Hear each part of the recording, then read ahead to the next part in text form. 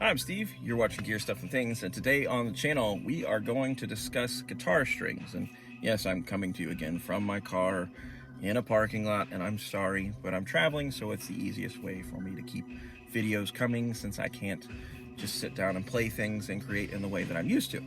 So if you bear with me, this will not be as much a philosophical video as the previous one.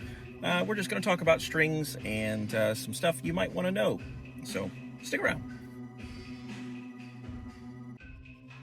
All right, so when I first started playing guitar, I was 11. I'm 39 now, so you can do the math on how many years I've been doing this. And early on, if I wanted to find anything out about my instrument or choices made with accessories, things like strings, I basically had to ask other people or see what magazines said. That the internet really wasn't as prevalent yet. And today, current day, on the internet, I'm a part of multiple guitar forums, Telecaster, Gibson forums, baritone guitar forums, baritone obsessed community on Facebook. And the topic of strings comes up very frequently. What strings are you using? Why are you using those? What strings are best for this tuning? What strings are best for this guitar? And it's seldom approached with a helpful response. It becomes one person making a suggestion, then a pile of people arguing about what's best and how this other suggestion is stupid. The string choice you're telling this person is bullshit. Don't use those. Don't use these. Use these. These are the best. Okay. It becomes so subjective and so murky, like most things on the internet. For every bit of good that there is 10 times as much bad. So when you ask an opinion in public forums on the internet, just think of it in the context of, in the real world, there's a lot of assholes. And they're going to tell you what they think and how right it is. But in the internet world, there's 100 times that amount of assholes who are going to tell you what they think and how they feel about things and tell you how wrong you are. So I'm not here to tell you those people are wrong necessarily, but the way they're going about it is. So I'm going to lay it on you the way I wish it had been laid on me when I was younger, so that I understood it a little bit better. And most of this is not subjective. You have feel opinions, you have things that people have a preferential tendency towards, but those are subjective things.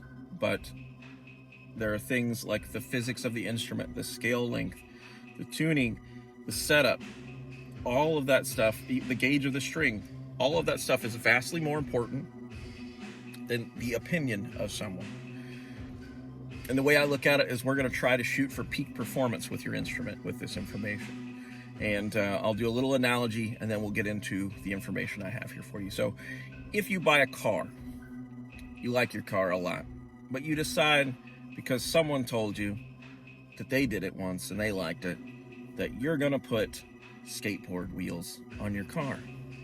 And while you may like it and think it looks cool, and other people may think, wow, that's really cool and unique, it's cool that he's doing that, there are other people that are going to think, wow, that's really stupid that he did that. Well, let's just look at it from a mechanical standpoint. You may like the way it looks aesthetically, and it may be your jam, but your car is never going to drive the way it's supposed to. You're going to have trouble with turns, particularly quick ones. You're going to have trouble with keeping things on the road because it's not made to handle the type of terrain you're driving over. You're going to have trouble going straight because it's not going to balance properly with skateboard wheels on it, because your car is not meant to have skateboard wheels. Do you get what I'm saying?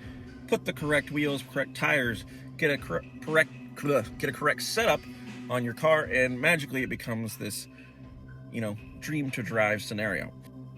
So that's what we want to achieve with your instrument. And we want to achieve peak performance with the least amount of effort. And the best way to do that is to understand the mathematics of your instrument. What scale are you using? What tuning are you shooting for? And what string gauges best accommodate those options? Best is not subjective. Best in this instance can be measured literally. There are multiple sources that you can go to online that give you tension and gauge, meters. You can calculate exactly what you need, and I'll put a link to some of those in the description. You can go enter what tuning you're using, what scale length you have, and it will tell you mathematically what the best set of strings is for that tuning and for that scale of instrument. And I think that's the most important thing that people misunderstand, because they get caught up in the murky waters of the internet and opinions, and less in the physics and mathematics and things that will cause and result in the peak performance of your instrument.